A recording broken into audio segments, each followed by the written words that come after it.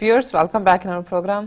जी doctor साहब program होर अगे वधाने अज दे अगले इशू दे नाल जी डॉक्टर साहब की कहना चाहोगे तुसीं? देखो साडे तीनों सैगमेंट्स चों एक अद्धा जिहड़ा वो हिंदूत्व दे हवाले हुंदा ही हुंदा है रोज़, क्योंकि कोई ना कोई खबर ऐसी हुंदी है जिहड़ी रैटलिंग हुंदी है।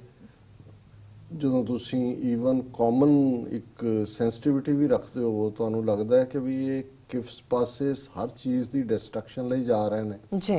ਕੱਲ ਅਸੀਂ ਜ਼ਿਕਰ ਕੀਤਾ ਸੀ ਕਿ ਕਿਵੇਂ ਅਲੀਗੜ੍ਹ ਮੁਸਲਿਮ ਯੂਨੀਵਰਸਿਟੀ ਦੇ ਵਿੱਚ ਉਹਨਾਂ ਦਾ ਜਿਹੜੇ ਸਟੂਡੈਂਟ ਯੂਨੀਅਨ ਦਾ रूम ਹੁੰਦਾ ਹੈ ਉਹਦੇ ਵਿੱਚ ਕਾਇਦੇ ਆਜ਼ਮ ਮੁਹੰਮਦ ਅਲੀ ਜਿਨ੍ਹਾਂ ਦੀ ਪਿਕਚਰ ਲੱਗੀ ਹੋਈ ਹੈ, ਕਿਉਂਕਿ ਉਹ ਫਾਊਂਡਰਸ ਚੋਂ ਸਨ 1920s 'ਚ ਜਦੋਂ ਇਹ ਬਣਿਆ। ਉਹਨਾਂ ਨੇ ਡੋਨੇਟ ਵੀ ਕੀਤਾ ਔਰ ਉਹ ਲਾਈਫ ਟਾਈਮ ਫੈਲੋ ਨੇ, ਉਹਦੇ ਸਾਰੀਆਂ ਲਾਈਫ ਟਾਈਮ ਫੈਲੋਜ਼ ਦੀਆਂ ਪਿਕਚਰਸ ਨੇ। ਔਰ ਅੱਜ ਉਹਨਾਂ ਨੇ ਪੂਰਾ ਉੱਥੇ 15-20 ਗੁੰਡੇ ਜਿਹੜੇ ਨੇ ਹਿੰਦੂਤਵੀ ਜਿਹੜੇ ਭਾਲੇ ਲੈ ਕੇ ਉਹ ਯੂਨੀਵਰਸਿਟੀ ਕੈਂਪਸ 'ਚ ਵੜੇ ਅੰਦਰ। ਜਿਹੜੇ ਮਿਸਟਰ ਹਾਮਿਦ ਅੰਸਾਰੀ ਜਿਹੜੇ ਵਾਈਸ ਪ੍ਰੈਜ਼ੀਡੈਂਟ ਨੇ ਉਹ ਆਏ ਹੋਏ ਸੀ ਲੈਕਚਰ ਲਈ, ਔਰ ਉਹਨਾਂ ਨੇ ਆ ਕੇ ਉੱਥੇ ਔਰ ਪੁਲਿਸ ਮੈਨ ਯੂਨੀਫਾਰਮਡ ਉਹਨਾਂ ਦੇ ਨਾਲ ਸੀ। ਉਹਨਾਂ ਨੇ ਗੜਬੜ ਕਰਨ ਦੀ ਕੋਸ਼ਿਸ਼ ਕੀਤੀ, ਸਟੂਡੈਂਟਸ ਨੇ ਉਹਨਾਂ ਨੂੰ ਰੋਕ ਕੇ 5-6 ਫੜ ਕੇ ਪੁਲਿਸ ਦੇ ਹਵਾਲੇ ਕੀਤੇ। ਪਰ ਥੋੜੀ ਦੇਰ ਬਾਅਦ ਫੇਰ ਜਿਹੜੀ ਹੈ ਪੁਲਿਸ ਨੇ ਜਿਹੜਾ ਹੈ ਉਹਨਾਂ ਹੀ ਸਟੂਡੈਂਟਸ ਦੇ ਉੱਤੇ ਜਿਨ੍ਹਾਂ ਨੇ ਪ੍ਰੋਟੈਕਟ ਕੀਤਾ ਸਿਚੁਏਸ਼ਨ ਨੂੰ, ਜ਼ਾਹਰ ਹੈ ਕਿ ਸਟੂਡੈਂਟ ਯੂਨੀਅਨ ਦੇ ਮੁਸਲਿਮ ਸਟੂਡੈਂਟ ਸੀ, ਉਹਨਾਂ ਦੇ ਉੱਤੇ ਲਾਠੀਚਾਰਜ ਕੀਤਾ। ਉਹ ਜ਼ਖਮੀ ਹਾਲਤ 'ਚ ਉਹਨਾਂ ਨੂੰ ਭੇਜਿਆ ਔਰ ਇਹ ਡਿਬੇਟ ਖੜੀ ਕਰ ਦਿੱਤੀ ਕਿ ਜੀ ਇਹ ਦੇਖੋ ਕਾਇਦੇ ਆਜ਼ਮ ਜਿਨ੍ਹਾਂ ਨੇ ਦੇਸ਼ ਡਿਵਾਈਡ ਕੀਤਾ ਉਹਨਾਂ ਦੀ ਪਿਕਚਰ ਨੂੰ ਡਿਫੈਂਡ ਕਰ ਰਹੇ ਨੇ ਜੀ। ਸੋ ਕਿਉਂਕਿ ਇਹ ਜਦੋਂ ਯੋਗੀ ਆਦਿੱਤਿਆਨਾਥ ਬਣਿਆ ਉਦੋਂ ਇੱਕ ਨਾਰਾ ਹੀ ਸਾਰੇ यूपी 'ਚ ਗੁੰਜਾਇਆ ਸੀ ਕਿ ਅਗਰ यूपी में रहना होगा योगी योगी करना होगा। सो ਜ਼ਾਹਰ ਹੈ ਕਿ ਉਹ ਆਪਣੀ ਪੂਰੀ ਗੁੰਡਾਗਰਦੀ ਔਰ ਉਹਦੇ 'ਚ ਇੱਕ ਮਿਨਿਸਟਰ ਨੇ ਉਹਨਾਂ ਦੀ ਕੈਬਨਿਟ 'ਚ ਜਿਹੜਾ ਇਸ ਦੇ ਉੱਤੇ ਮੌਰੀਆ ਉਹਨੇ ਕਿਹਾ ਇਹ ਪ੍ਰੀ ਜਦੋਂ ਇਹ ਅਲੀਗੜ੍ਹ ਮੁਸਲਿਮ ਯੂਨੀਵਰਸਿਟੀ ਬਣੀ ਅਜੇ ਤਾਂ ਪਾਕਿਸਤਾਨ ਦਾ ਨਾਰਾ ਵੀ ਨਹੀਂ ਸੀ ਲੱਗਾ ਔਰ ਇਹ ਇਹਨਾਂ ਸਾਰਿਆਂ ਨੇ ਇੰਡੀਆ ਨੂੰ ਬਣਾਉਣ ਦੇ ਵਿੱਚ ਜਿਹੜੀ ਆ ਕੰਟਰੀਬਿਊਸ਼ਨ ਕੀਤੀ ਹੋਈ ਹੈ। ਔਰ ਹੁਣ ਉਹਦੇ ਖਿਲਾਫ ਹੀ ਬੀਜੇਪੀ ਦੇ ਜਿਹੜੇ ਦੂਸਰੇ ਨੇ ਐਮਪੀ ਉਹਨਾਂ ਨੇ ਕਿਹਾ ਜੀ ਇਹਨੂੰ ਕੱਢੋ ਪਾਰਟੀ ਚੋਂ ਔਰ ਇਹਨੇ ਮਹਾਪੁਰਸ਼ ਕਹਿ ਦਿੱਤਾ ਮਿਸਟਰ ਜਿਨ੍ਹਾਂ ਨੂੰ। ਸੋ ਕੁੱਲ ਮਿਲਾ ਕੇ ਇੱਕ ਪਾਸੇ ਤਾਂ ਜਿਹੜਾ ਉਹਨਾਂ ਦੇ ਐਕੈਡੈਮਿਕਸ ਦਾ ਸੈਂਟਰ ਹੈ। ਹੁਣ 200 ਮਿਲੀਅਨ ਮੁਸਲਮਾਨਾਂ ਦੇ ਲਈ ਜਿਵੇਂ ਸਾਡੇ ਲਈ ਜੇ ਅਸੀਂ ਸਿੰਬਲ ਦੇਖਣਾ ਹੈ ਆਪਣੇ ਧਰਮ ਦਾ ਆਪਣੀ ਸਿਆਸਤ ਦਾ ਦਰਬਾਰ ਸਾਹਿਬ ਹੈ। ਹੁਣ ਜੇ ਦਰਬਾਰ ਸਾਹਿਬ ਤੇ ਹਮਲਾ ਹੋਇਆ ਤੇ ਕਿਵੇਂ ਹਰ ਸਿੱਖ ਨੇ ਮਹਿਸੂਸ ਕੀਤਾ ਧਾਰਮਿਕ ਦੁਨੀਆ, ਉਹ ਤਾਂ ਜੇ ਤੁਸੀਂ ਇਸਲਾਮ ਨਾਲ ਕੰਪੇਅਰ ਕਰਨਾ ਹੋ ਤਾਂ ਮੱਕਾ ਹੈ ਕਿ ਮੱਕੇ ਤੇ ਹਮਲਾ ਹੋਣਾ। ਪਰ ਜਿਵੇਂ ਹੁਣ ਸਕੂਲ ਸਿਲੇਬਸ ਇਹਨਾਂ ਨੇ ਪੰਜਾਬ 'ਚ ਗੜਬੜ ਕੀਤੀ ਹੈ, ਸਾਰੀਆਂ ਹੀ ਧਿਰਾਂ ਜਿਹੜੀਆਂ ਨੇ ਉਹ ਖਲੋ ਗਈਆਂ ਕਿ ਵੀ ਤੁਸੀਂ ਸਾਡੇ ਪੰਜਾਬ ਦੇ ਬੱਚਿਆਂ ਨੂੰ 12ਵੀਂ ਕਲਾਸ ਦੇ ਉਹਨਾਂ ਨੂੰ ਗੁਰੂ ਸਾਹਿਬਾਨ ਔਰ ਸਿੱਖ ਹਿਸਟਰੀ ਬਾਰੇ ਬਿਲਕੁਲ ਉਹਨਾਂ ਨੂੰ ਨਲਾਇਕ ਰੱਖੋਗੇ ਔਰ ਲਿਆ ਕੇ ਤੁਸੀਂ ਹਿੰਦੂਤਵਾ ਔਰ ਰਾਸ਼ਟਰਵਾਦ ਦੀ ਹਿਸਟਰੀ ਵਾੜ ਰਹੇ। ਸੋ ਅਲੀਗੜ੍ਹ ਦਾ ਇੱਕ ਆਪਣਾ ਮੁਕਾਮ ਹੈ ਔਰ ਉਹਨਾਂ ਨੇ ਜਿਹੜਾ ਆਪਣੇ ਬੜੇ ਬੜੇ ਜਿਹੜੇ ਸਕਾਲਰ ਦਿੱਤੇ ਨੇ ਔਰ ਉਹਨਾਂ ਦਾ ਇੱਕ ਪ੍ਰਾਈਡ ਹੈ ਕਿ ਭਾਈ ਇਹ ਸਾਡੀ ਇਹ ਯੂਨੀਵਰਸਿਟੀ ਬਣੀ ਔਰ ਇਸ ਚੋਂ ਜਿਹੜਾ ਕਿੰਨੇ ਹੀ ਹੋਰ ਤਾਂ ਇਹਨਾਂ ਦੇ ਇੰਨੀ ਕੁ ਡਿਸਕ੍ਰਿਮੀਨੇਸ਼ਨ ਹੈ ਕੋਈ ਕਿਤੇ ਦਾਖਲੇ ਵੀ ਜਿਹੜੇ ਨੇ ਉਹਦੇ 'ਚ ਵੀ ਡਿਸਕ੍ਰਿਮੀਨੇਸ਼ਨ ਹੁੰਦੀ ਹੈ। ਘੱਟੋ ਘੱਟ ਅਲੀਗੜ੍ਹ ਮੁਸਲਿਮ ਯੂਨੀਵਰਸਿਟੀ ਹੈ, ਜਾਮੀਆ ਮਿਲੀਆ ਇਸਲਾਮੀਆ ਦਿੱਲੀ ਦੇ ਵਿੱਚ, ਇਹ 2-3 ਇਸ ਕਿਸਮ ਦੀਆਂ ਨੇ ਜਿਹੜੀਆਂ ਹਿਸਟੋਰੀਕਲ ਨੇ ਜਿਨ੍ਹਾਂ 'ਚੋਂ ਰਿਜ਼ਰਵੇਸ਼ਨ ਵੀ ਹੈ, ਮੁਸਲਮਾਨ ਵਿਦਿਆਰਥਣਾਂ ਉਹਨਾਂ ਦੇ ਲਈ ਰਸਤਾ ਹੈ। ਸੋ ਉਹਨਾਂ ਨੇ ਇੱਕ ਪਾਸੇ ਜਿਵੇਂ JNU 'ਚ ਕੀਤਾ ਉੱਥੇ ਜਾ ਕੇ ਕੀਤਾ। ਹੁਣ ਜਦੋਂ UP 'ਚ ਆਦਿੱਤਿਆਨਾਥ ਯੋਗੀ ਬਣਿਆ ਔਰ ਇਹਨੇ ਟੂਰਿਸਟ ਸਰਕਟ ਬਣਾਇਆ, ਮਥੁਰਾ ਬਿੰਦਰਾਬਨ ਔਰ ਬਨਾਰਸ ਤੇ ਫਰਾਣਾ, ਤਾਜ ਮਹਿਲ ਨੂੰ ਬਾਹਰ ਕੱਢ ਦਿੱਤਾ ਔਰ ਉਹਦਾ ਮੈਂਸ਼ਨ ਉਹਨੂੰ ਤਾਂ ਤਾਜੋ ਮੰਦਰ ਕਹਿਣ ਲੱਗ ਪਏ। ਔਰ ਹੁਣ ਸੁਪਰੀਮ ਕੋਰਟ ਨੇ ਕੱਲ ਹੀ ਵਾਰਨ ਕੀਤਾ ਇੰਡੀਅਨ ਗਵਰਨਮੈਂਟ ਨੂੰ ਵੀ ਪਹਿਲਾਂ ਤਾਜ ਮਹਿਲ ਦਾ ਰੰਗ ਜਿਹੜਾ ਭੂਰਾ ਜਿਹਾ ਹੋਇਆ ਸੀ ਹੁਣ ਹਰਾ ਹੋਣਾ ਸ਼ੁਰੂ, ਕਿਉਂਕਿ ਪੋਲਿਊਸ਼ਨ ਹੈ ਔਰ ਉਹਦੇ ਲਈ ਕੋਈ ਉਹਦੇ ਰੱਖ ਰਖਾਅ ਲਈ ਤਾਜ ਮਹਿਲ ਦੇ ਫੰਡਸ ਗ੍ਰਾਂਟ ਨਹੀਂ ਕੀਤੇ। ਹੁਣ ਜਿਹੜੇ ਮੁਗਲ ਰਾਜ ਦੇ ਪੀਰੀਅਡ ਦਾ ਪ੍ਰਾਈਡ ਨੇ, ਜਦੋਂ ਅਸੀਂ ਆਰਕੀਟੈਕਚਰ ਦੀ ਗੱਲ ਕਰਦੇ ਹਾਂ, ਲਾਲ ਕਿਲਾ, ਫਤਿਹਪੁਰ ਸੀਕਰੀ, ਤਾਜ ਮਹਿਲ ਵੀ ਸ਼ਾਹਜਹਾਂ ਨੇ ਬਣਾਇਆ, ਲਾਲ ਕਿਲੇ ਨਾਲ ਵੀ ਉਹਨਾਂ ਦਾ ਸੰਬੰਧ। ਹੁਣ ਉਹੀ ਲਾਲ ਕਿਲਾ ਹੈ ਜਿੱਥੇ ਪਿਛਲੇ 70 ਸਾਲ ਤੋਂ ਪਿਛਲੇ 4 ਸਾਲ ਤੋਂ ਮੋਦੀ ਵੀ ਜਿਹੜਾ ਉਹ ਖਲੋ ਕੇ ਨੇਸ਼ਨ ਨੂੰ ਐਡਰੈਸ ਕਰਦਾ।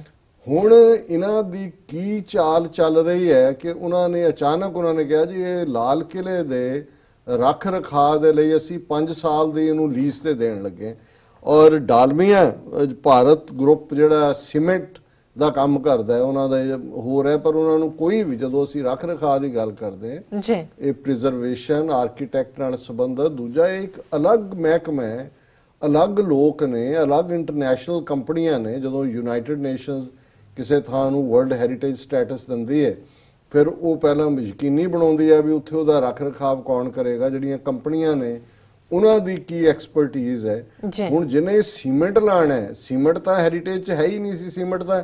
ਔਰ ਇਹੀ ਜਦੋਂ ਅਸੀਂ ਆਪਣੀਆਂ ਇਤਿਹਾਸਕਤਾ ਦੀ ਤਬਾਹੀ ਦੀ ਗੱਲ ਦੇਖਦੇ ਹਾਂ ਕਿ ਵੀ ਸਾਡੇ ਕਾਰ ਸੇਵਾ ਵਾਲੇ ਬਾਬੇ ਜਿੱਥੇ ਪੁਰਾਣੇ ਗੁਰਦੁਆਰੇ ਜਾਂ ਥਾਵਾਂ ਨੂੰ ਰਿਪੇਅਰ ਦੇ ਨਾਂ ਤੇ ਸੀਮੈਂਟ ਥੱਪ ਦਿੰਦੇ ਨੇ, ਤੁਸੀਂ ਹੋਰ ਕਹੋਗੇ ਉੱਤੇ ਟੀਪ ਕਰ ਦੇਣਗੇ, ਹੋਰ ਨਹੀਂ ਰੰਗ ਰੋਗਨ ਕਰ ਦੇਣਗੇ। ਉਹ ਪ੍ਰੀਜ਼ਰਵ ਕਰਨਾ ਨਹੀਂ ਹੁੰਦਾ, ਡਿਸਟਰੋਏ ਕਰਨਾ ਹੁੰਦਾ। ਆਪਣੇ ਵੱਲੋਂ ਤਾਂ ਸਾਂਭ ਸੰਭਾਲ ਕਰ ਰਹੇ ਹੁੰਦੇ, ਪਰ ਇਹ ਨਹੀਂ ਹੈ ਕਿ ਵੀ ਇਹਨਾਂ ਨੂੰ ਪਤਾ ਨਹੀਂ ਹੈ ਵੀ ਲਾਲ ਕਿਲੇ ਦੀ ਅਹਿਮੀਅਤ ਕੀ ਹੈ, ਉਹਦੀ ਹਿਸਟੋਰੀਸਿਟੀ ਕੀ ਹੈ, ਲਾਲ ਕਿਲੇ ਦੇ ਅੰਦਰ ਜਿਹੜਾ ਦੀਵਾਨੇ ਆਮ, ਦੀਵਾਨੇ ਖਾਸ ਔਰ ਉਹ ਸਾਰਾ ਸੋ ਇਹ ਡੈਲੀਬਰੇਟਲੀ, ਕਿਉਂਕਿ ਜਦੋਂ ਇਹਨਾਂ ਦੇ ਹਿੰਦੂਤਵਾ ਦੇ ਏਜੰਡੇ 'ਚ ਜਿਹੜੀਆਂ ਮੁਗਲਾਂ ਦੀਆਂ ਜਾਂ ਉਸ ਤੋਂ ਪਹਿਲੇ ਹਾਕਮਾਂ ਦੀਆਂ ਜਾਂ ਈਵਨ ਅੰਗਰੇਜ਼ਾਂ ਦੀਆਂ ਵੀ ਪ੍ਰਾਪਤੀਆਂ ਨੇ, ਜੇ ਤੁਹਾਨੂੰ ਇੰਨੀ ਹੇਟਰੇਡ ਹੈ ਗੁਲਾਮੀ ਦੀ, ਪਹਿਲੀ ਗੱਲ ਤਾਂ ਸਾਨੂੰ ਕਿਸੇ ਨੇ ਪੁੱਛਿਆ ਵੀ ਜੀ ਕਿ ਵਿਦੇਸ਼ੀ ਉੱਥੇ ਕੌਣ ਹੈ, ਮੈਂ ਕਿਹਾ ਉੱਥੇ 2-2.5 ਹਜ਼ਾਰ ਸਾਲ ਗ੍ਰੀਕ ਹਮਲਾਵਰ ਅਲੈਗਜ਼ੈਂਡਰ ਤੋਂ ਵੀ ਪਹਿਲਾਂ ਤੋਂ ਲੈ ਕੇ 2-2.5 ਹਜ਼ਾਰ ਸਾਲ ਹਮਲਾਵਰ ਆਂਦੇ ਗਏ, ਇੱਕ ਤੋਂ ਬਾਅਦ ਇੱਕ ਆਇਆ, ਉਹ ਇੱਕ ਦਰਾ ਖੈਬਰ ਕ੍ਰਾਸ ਕੀਤਾ ਹੈ। ਪਰ ਜਿਹੜੇ ਉੱਥੇ ਵਸ ਗਏ, ਰਹਿ ਗਏ, ਉਹ ਤਾਂ ਉੱਥੋਂ ਦੀ ਮਿੱਟੀ ਦਾ ਹਿੱਸਾ ਬਣ ਗਏ। ਉਹਨਾਂ ਦੇ ਪੁਰਖਿਆਂ ਦੀਆਂ ਵੀ ਉੱਥੇ ਹੀ ਕਬਰਾਂ ਨੇ, ਅੱਜ ਉਹਨਾਂ ਦਾ ਹੀ ਹੈ। ਈਵਨ ਗ੍ਰੀਕ ਵਾਲਾ ਅਲੈਗਜ਼ੈਂਡਰ ਵਾਪਸ ਚਲਾ ਗਿਆ, ਪਾਕਿਸਤਾਨ ਦੇ ਵਿੱਚ ਅੱਜ ਵੀ ਉਹ ਟਿਕਾਣਾ ਹੈ ਜਿੱਥੇ ਕੁਝ ਜਿਹੜੇ ਗ੍ਰੀਕ ਰਹਿ ਗਏ, ਉਹਨਾਂ ਦੀਆਂ ਬੀਬੀਆਂ ਉਵੇਂ ਦੇ ਹੀ ਪਹਿਰਨੇ ਪਾਉਂਦੀਆਂ ਨੇ, ਜਿਵੇਂ ਦਾ ਉਹਨਾਂ ਦਾ ਪਹਿਰਾਵਾ, ਉਵੇਂ ਦੇ ਉਹਨਾਂ ਦੇ ਰੰਗ, ਗੀਤ, ਉਹਨਾਂ ਦਾ ਆਪਣਾ ਸੱਭਿਆਚਾਰ।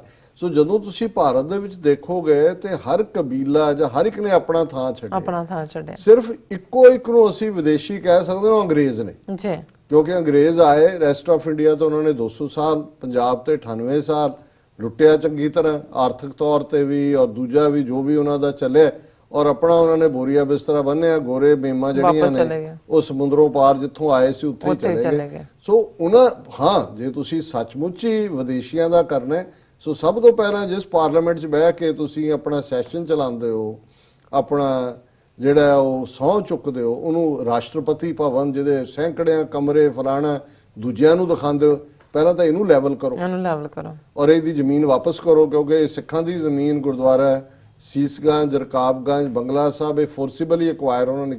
ਸਾਰੇ ਇਹਨਾਂ ਦਾ ਰਾਏ ਸੀਨਾ ਪਿੰਡ ਸੀ, ਜਿਹੜੀ ਗੁਰਦੁਆਰੇ ਦੇ ਨਾਂ ਸੀ ਜ਼ਮੀਨ, ਉਹਦੇ 'ਚ ਇਹ ਬਣਿਆ। ਪਹਿਲਾਂ ਤਾਂ ਇਹਨਾਂ ਨੂੰ ਲੈਵਲ ਕਰੋ। ਫਿਰ ਅੰਗਰੇਜ਼ਾਂ ਦਾ ਬਣਾਏ ਜਿਹੜੇ ਨੇ ਉਸ ਪੀਰੀਅਡ ਦੇ, ਸੁਪਰੀਮ ਕੋਰਟ ਹੋਣ, ਹਾਈ ਕੋਰਟ ਹੋਣ, ਉਹਨਾਂ ਦੀਆਂ ਸਾਰੀਆਂ ਬਿਲਡਿੰਗਾਂ, ਉਹਨਾਂ ਦੀਆਂ ਰੇਲਵੇ ਲਾਈਨਾਂ, ਟਰੈਕ, ਪੁਲ ਸਾਰੇ ਲੈਵਲ ਕਰ ਦਿਓ। ਫਿਰ ਤੁਸੀਂ ਜਾਓਗੇ ਰੀਅਲ ਭਾਰਤ 'ਚ, ਜਿਹੜਾ ਅਸਲੀ ਭਾਰਤ ਹੈ, ਝੁੱਗੀਆਂ ਝੌਂਪੜੀਆਂ ਵਾਲਾ, ਮੱਛੀਆਂ ਫੜੋ ਨਾਲਿਆਂ 'ਚੋਂ ਤੇ ਚੂਹੇ ਖਾਓ, ਤੇ ਜਿਸ ਕਿਸਮ ਦਾ ਤੁਹਾਡਾ ਇਹ ਸਾਰਾ ਗਾਂ ਰੱਖੋ, ਉਹਦੇ ਹੁਣ ਤਾਂ ਉਹਨਾਂ ਨੂੰ ਸਾਰੇ ਉਹਦੇ ਗਊ ਮੂਤਰ ਦੇ ਵੀ ਗੁਣ ਹੈ, ਗੋਹੇ 'ਚ ਵੀ ਗੁਣ ਨੇ, 5 ਗਵਿਆ ਗੁੱਦ ਕੇ ਖਾਇਆ ਕਰੋ, ਬਾਕੀ ਫਿਰ ਛੱਡ ਦਿਓ ਸਾਰਾ।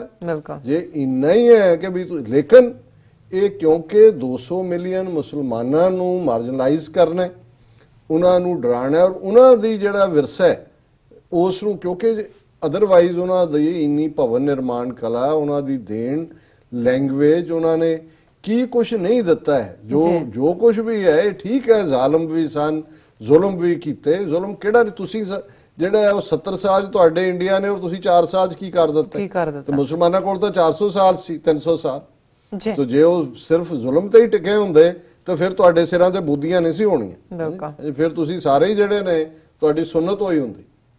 ਸੋ ਜ਼ਾਹਿਰ ਹੈ ਕਿ ਵੀ ਇਸ ਸਾਰੇ ਚੋਂ ਜਿਹੜੀ ਇਹਨਾਂ ਦੀ ਨਫ਼ਰਤ ਭਰੀ ਹੋਈ ਹੈ, ਉਸ ਚੋਂ ਹੀ ਲਾਲ ਕਿਲਾ ਇੱਕ ਪ੍ਰਾਈਡ ਹੈ, ਜਿਹਦੇ ਚੋਂ ਜਿਹੜਾ ਹੈ ਉਸਨੇ ਕਈ ਜਿਹੜੇ ਨੇ ਉਹ ਹਮਲਾਵਰ ਦੇਖੇ, ਬਾਅਦ ਦੇ ਵਿੱਚ ਵੀ ਦੂਜੇ ਵੀ, ਤੁਸੀਂ ਵੀ ਆ ਕੇ ਲਾਲ ਕਿਲੇ ਤੇ ਝੰਡਾ ਚਲਾਉਂਦੇ ਹੋ। ਔਰ ਇਹ ਜਿਹੜਾ ਇਹਨਾਂ ਦੀ ਕਰਤੂਤ ਹੈ, ਇਹਨੂੰ ਹਿਸਟੋਰੀਅਨਸ ਨੇ ਵੀ ਪ੍ਰੋਟੈਸਟ ਕੀਤੇ, ਔਰ ਇਹ ਬੜਾ ਅੱਛਾ ਹੈ। ਹੁਣ ਸਮਾਂ ਨਹੀਂ ਹੈ, ਨਹੀਂ ਤਾਂ ਮੈਂ ਸਾਰਾ ਆਰਟੀਕਲ ਡਿਸਕਸ ਕਰਨਾ ਚਾਹੁੰਦਾ ਸੀ।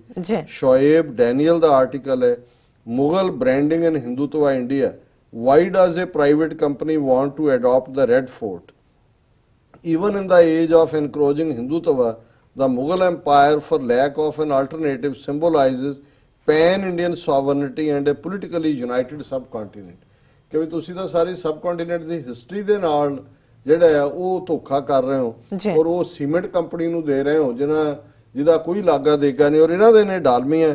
ਔਰ ਹਾਲਾਂਕਿ ਇਸ ਤੋਂ ਪਹਿਲਾਂ ਇੱਕ ਵਿਲੀਅਮ ਪੈਂਟਿੰਗ ਨਾਲ ਰਿਲੇਟਡ ਕਹਾਣੀ ਹੈ ਕਿ ਜੀ ਉਹ 1830 ਦੇ ਵਿੱਚ ਤਾਜ ਮਹਿਲ ਨੂੰ ਵੇਚਣਾ ਚਾਹੁੰਦਾ ਸੀ ਔਰ ਇਹ ਕਹਾਣੀ 1857 ਦੇ ਗਦਰ ਵੇਲੇ ਇਹਨਾਂ ਨੇ ਕਾਫੀ ਜਿਹੜੀ ਹੈ ਉਹ ਪਪੂਲਰ ਕੀਤੀ।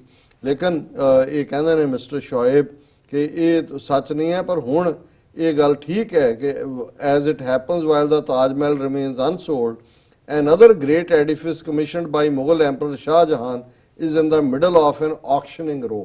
ਕਿ ਅੰਗਰੇਜ਼ਾਂ ਨੇ ਤਾਂ ਨਹੀਂ ਸੀ ਵੇਚਿਆ ਲੇਕਿਨ ਹਿੰਦੂ ਤਵੀਆਂ ਨੇ ਇਹਨੂੰ ਆਕਸ਼ਨ ਕਰਕੇ ਜਿਹੜਾ ਉਹ ਇੱਥੇ ਲੈ ਆਂਦਾ। ਔਰ ਦਿੱਲੀ's Red Fort commissioned in 1639 ਇਹ 1639 ਚ ਬਣਿਆ ਸੀ ਜਦੋਂ 6ਵੇਂ ਪਾਤਸ਼ਾਹ ਗੁਰੂ ਹਰਗੋਬਿੰਦ ਸਾਹਿਬ ਸਨ is being adopted by a private company for 5 years after the firm won a bid। ਇਹਨਾਂ ਨੇ ਕਿਹਾ ਜੀ ਅਸੀਂ ਤਾਂ ਬੋਲੀ ਦਿੱਤੀ ਹੈ ਵੀ ਇਹਦੀ ਮੇਨਟੇਨੈਂਸ ਕੌਣ ਕਰੇਗਾ ਔਰ ਡਾਲਮੀਆ ਨੇ 5 ਸਾਲ ਦੀ ਇਹ ਬਿਡ ਵਿਨ ਕੀਤੀ ਹੈ ਔਰ ਅਸੀਂ ਤਾਂ ਇਹ ਸਕੀਮ ਚਲਾਈ ਹੈ ਕਿ ਜੀ ਅਡਾਪਟ ਏ ਹੈਰੀਟੇਜ ਔਰ ਇਹ ਡਾਲਮੀਆ ਭਾਰਤ ਗਰੁੱਪ ਜਿਹੜਾ ਉਹਦੀ ਦੇਖਭਾਲ ਕਰੇਗਾ। ਉਸ ਦੀਆਂ ਜਿਹੜੀਆਂ ਨੇ amenities like toilets, drinking water, restaurants, ticketing, audio guides ਇਹ ਸਾਰਾ ਕਰੇਗਾ। ਔਰ ਇਹ ਸਾਰੇ ਚੋਂ ਪਰ ਜਿਹੜੀ ਹਕੀਕਤ ਹੈ ਔਰ ਜਿਹੜੀ ਗੱਲ ਇਨਫੈਕਟ ਇੱਕ ਹੋਰ ਨਿਊਜ਼ ਆਈਟਮ ਹੈ ਟ੍ਰਿਬਿਊਨ ਦੀ, historians protest Red Fort adoption. ਇਤਿਹਾਸਕਾਰ ਜਿਹੜੇ ਨੇ ਉੱਥੋਂ ਦੇ ਉਹਨਾਂ ਨੇ ਵੀ ਪ੍ਰੋਟੈਸਟ ਕੀਤਾ। Historians, conservationist and artist on Wednesday spoke out against the maintenance of Red Fort being entrusted to cement company Dalmia Bharat Group, which they said had no known credentials in the work of architectural preservation or heritage management। So ਜ਼ਾਹਰ ਹੈ ਕਿ ਵੀ ਉਹਨਾਂ ਨੇ ਵੀ ਕਿਹਾ ਕਿ ਇਹਨਾਂ ਨੂੰ ਤਾਂ ਪਤਾ ਹੀ ਨਹੀਂ ਹੈ ਵੀ ਹੈਰੀਟੇਜ ਕਿਵੇਂ ਪ੍ਰੀਜ਼ਰਵ ਕਰੀਦਾ। ਔਰ ਜਿਹੜੇ ਇਰਫਾਨ ਹਬੀਬ ਵਰਗੇ ਹਿਸਟੋਰੀਅਨ ਨੇ ਉਹਨਾਂ ਨੇ ਕਿਹਾ ਵੀ ਇਹ ਤਾਂ ਸਕੀਮ ਹੀ ਟੋਟਲੀ ਫਲॉड ਹੈ। ਔਰ ਉਹਨਾਂ ਨੇ ਕਿਹਾ ਵੀ ਜਿਹੜਾ ਰਜੀਮ ਹੁਣ ਪ੍ਰੀਜ਼ਰਵੇਸ਼ਨ ਲਈ ਇਹਨੂੰ ਡਾਲਮੀਆ ਨੂੰ ਦੇ ਰਿਹਾ, the present regime in power has an unsavoury past in regard to our heritage.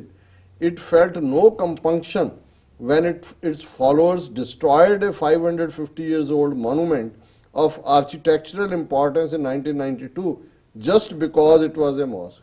ਉਹਨਾਂ ਨੇ ਕਿਹਾ ਜੀ ਇਹ ਜਿਹੜੇ ਅੱਜ ਦੇ ਰਹੇ ਨੇ ਇਹਨੂੰ ਆਕਸ਼ਨ ਕਰ ਰਹੇ ਨੇ ਇਹਨਾਂ ਨੂੰ ਤਾਂ ਹਿਸਟੋਰੀਕਲ ਮੋਨੂਮੈਂਟਸ ਦੀ ਕੀ ਪਰਵਾਹ ਹੈ ਵੀ ਇਹਨਾਂ ਨੇ ਤਾਂ 450 ਸਾਲ ਪੁਰਾਣਾ ਸਟਰਕਚਰ ਬਾਬਰੀ ਮਸਜਿਦ ਇਹਨਾਂ ਦੇ ਫਾਲੋਅਰਸ ਨੇ ਢਾਈ।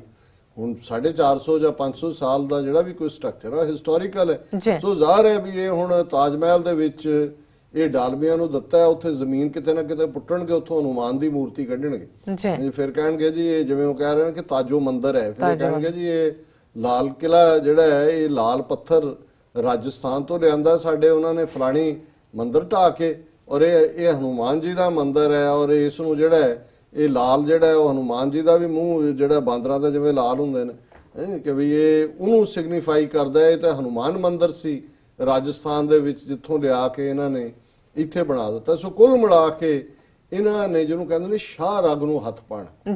ਇੱਕ ਤਾਂ ਹੁੰਦਾ ਹੈ ਕਿ ਇਹ ਤਾਂ ਇਹਨਾਂ ਦਾ ਪਹਿਲਾਂ ਚੱਲ ਹੀ ਰਿਹਾ ਸੀ ਜਦੋਂ ਇਹਨਾਂ ਨੇ ਅਯੁੱਧਿਆ ਢਾਇਆ ਹੈ ਬਾਬਰੀ ਮਸਜਿਦ ਨੂੰ ਕਿ ਇਹ ਤੋਂ ਪਹਿਲੀ ਝਾਂਕੀ ਹੈ ਮਥੁਰਾ ਕਾਂਸ਼ੀ ਬਾਕੀ ਹੈ। ਪਰ ਹੁਣ ਇਹਨਾਂ ਨੇ ਮਥੁਰਾ ਤੇ ਕਾਂਸ਼ੀ ਛੱਡ ਕੇ ਇਹਨਾਂ ਨੇ ਉਹਨਾਂ ਇਮਾਰਤਾਂ ਨੂੰ ਹੱਥ ਪਾਇਆ, ਤਾਜ ਮਹਿਲ ਨੂੰ, ਲਾਲ ਕਿਲੇ ਨੂੰ, ਜਿਹੜੀਆਂ ਵਰਲਡ ਹੈਰੀਟੇਜ ਸਾਈਟ ਦੇ ਥੱਲੇ ਦੁਨੀਆ 'ਚ ਨੋਨ ਨੇ।